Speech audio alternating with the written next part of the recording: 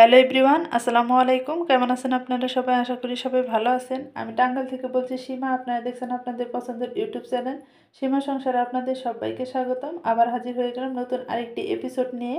আজকে আমি করে দেখাবো বেঁচে যাওয়া বাসি ভাত দিয়ে পাকোড়া। তো পাকোড়াটা বানানোর জন্য এখানে আমি 1 বাটি পরিমাণ ভাত নিয়ে নিছি।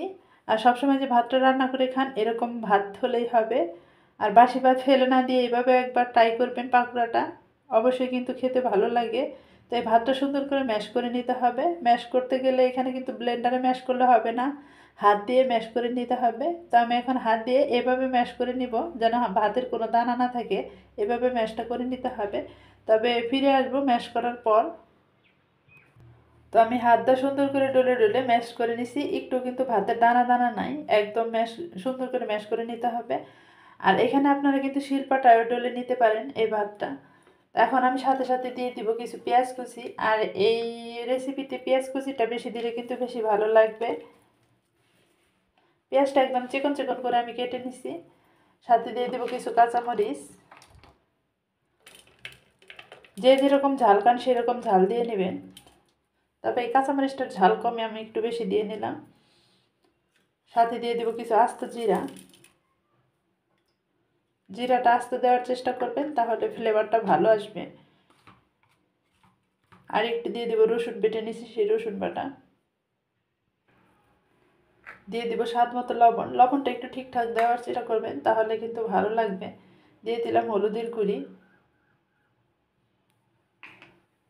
আর সাথে দিয়ে দিব কিছু কিছু চাউলের গুঁড়ি। আপনারা এখানে কর্নফ্লাওয়ার দিতে পারেন। চাউলের গুঁড়ি আর কর্নফ্লাওয়ারটাই দেওয়ার চেষ্টা করবেন। যদি ময়দা দিতে যান বা আটা দিতে যান তাহলে কিন্তু মুসমুসে হবে না, খেতেও ভালো লাগবে না, একদম নরম হয়ে যাবে। আর এই চাউলের গুঁড়িটা আমি শিলপাটায় বেটে নিছি, আর একটু দানা দানা করে বেটে নিছি, তাহলে মুসমুসেটা বেশি লাগবে। আপনারা একটু বেটে নেওয়ার চেষ্টা করবেন, একটু দানা দানা করে বেটে নেবেন, তাহলে দেখবেন যে পাকোড়াটা মুসমুসে লাগবে বেশি। এরকম দানা দানা করে বেটে নিছি। তো এখন সবগুলো উপকরণ একসাথে মিক্সড করে নিব। তো এখন আমার মাখানো হয়ে গেছে, আর আমি এইভাবে মাখিয়ে নিছি। আর একটু সিদ্ধ করে রাখা আলু দিয়ে দিব। আলুটা আগে দিলেই হতো, কিন্তু মনে ছিল না, সেজন্য এখন দিয়ে নিচ্ছি। আলুটা দিয়ে আবার সুন্দর করে ম্যাশ করে নিতে হবে, হাত দিয়ে ভালো মতো মাখিয়ে নিতে হবে।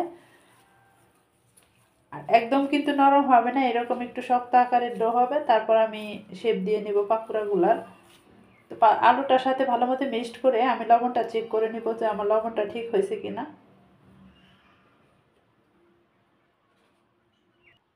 তো মাখানো আমার কমপ্লিট। এখন আমি পাকোড়াগুলো শেপ দিয়ে নেব। আর এখন কিন্তু লবণটাও চেক করে নিতে হবে, তো আমি লবণটাও চেক করে নিছি। তো ফিরে আসবো পাকোড়াগুলো শেপ দেওয়ার পর। তবে পাকোড়াগুলো শেপ দেওয়ার জন্য এরকম আমি বল বল করে নিছি। হাতে এখন একটু তেল লাগিয়ে তারপর আমি পাকোড়াগুলো শেপ দিয়ে নিব। এরকম একই সাইজের করার জন্য এরকম বল বল করে নিয়ে নিছি। এখন হাতে একটু সরিষা এই সয়াবিন তেল দিয়ে নিব, দিয়ে তারপর পাকোড়াটা শেপ দিয়ে নেব। আর এখানে আমি কিছু পাউরুটি নিয়ে নিছি। এই পাউরুটির সাথে পাকোড়াগুলো আমি একটু করে নিব। আর দেখতেও সুন্দর লাগবে, অনেকটা ভালো লাগে। তো এরকম করে গুঁড়ো করে নিয়ে নিছি পাউরুটিগুলা। আর আপনারা চাইলে এটা কিন্তু স্কিপ করতে পারেন, নাও দিতে পারেন। এটা কিন্তু না দিলেও কোনো সমস্যা নেই, তবে আমার ঘরে ছিল, এমনিতে খাওয়া হচ্ছে না, সেজন্য আমি এরকম করে নিয়ে নিব। এরকম করে দিব। আর আমি কোনো কিছু ফেলে দিতে পারি না, ফেলে দিলে আমার খুব খারাপ লাগে। তো যেটা যেভাবে পারি সেভাবে আমি খেয়ে নেই। তো ফাইনালি আমার সবগুলো বানানো শেষ। এখন এখান থেকে একটা করে পাকোড়া নিব, নিয়ে আমি সে আগে থেকে যে নিয়ে নিয়েছিলাম পাউরুটি গুঁড়া করে নিয়ে নিয়েছিলাম, সেই পাউরুটির মধ্যে দিব। এইভাবে দিয়ে কোট করে নিতে হবে। তো আমি একটা অলরেডি দিয়ে দিছি, দিয়ে এইভাবে কোট করে নেব। পুরোটা এইভাবে কোট করে নিতে হবে। কোট করে নিয়ে গরম তেলে একটা একটা করে ছেড়ে দিব। তো ভাজি করার জন্য সরাসরি চুলায় চলে এসেছি, আর তেলটা দিয়ে দিলাম। তেলও গরম হয়ে গেছে। আর ভালো মতো তেলটা গরম করে তারপরে কিন্তু পাকোড়াগুলো দিতে হবে।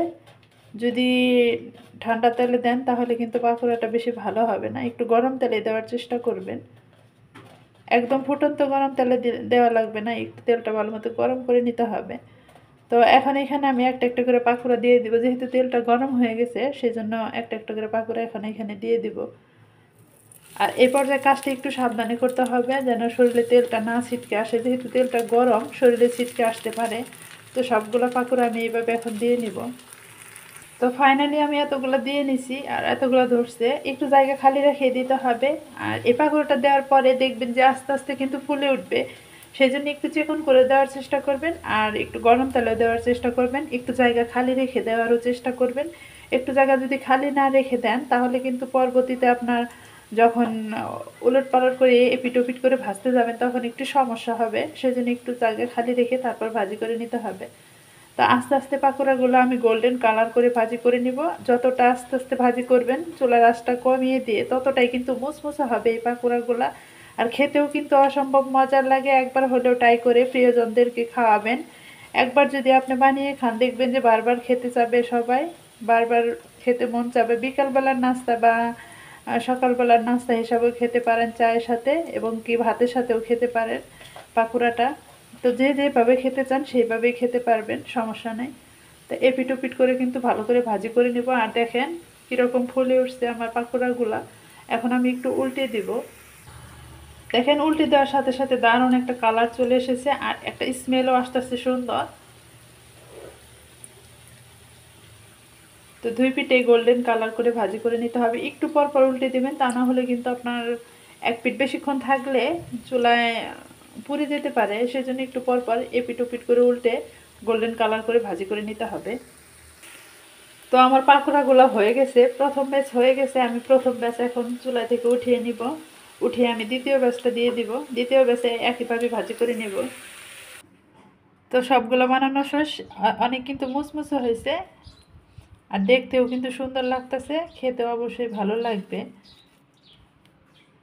তবে আপনাদের একটা এখন ভেঙে দেখাবো। তবে দেখেন একটা আমি ভেঙে নিছি, আর আমার ভিতরটা কীরকম হয়েছে, একদম কিন্তু মুসমুসে হবে আর খেতেও কিন্তু ভালো লাগবে, দেখতেও কিন্তু অনেক সুন্দর হয়েছে। তো ভিডিওটা ভালো লাগলে অবশ্যই কিন্তু সাবস্ক্রাইব করবেন, আমার চ্যানেলের সাথেই থাকবেন। সবাই ভালো থাকবেন, সুস্থ থাকবেন আর কমেন্টের মাধ্যমে জানাবেন আজকে পাকোড়াটা কীরকম হয়েছে। তবে বেঁচে যাওয়া বাসি ভাতগুলো ফেলে না দিয়ে এইভাবে আপনারা একবার হলে ট্রাই করে দেখতে পারেন। আজকের মতো এই পর্যন্ত। আসসালামু আলাইকুম, আল্লাহ হাফেজ।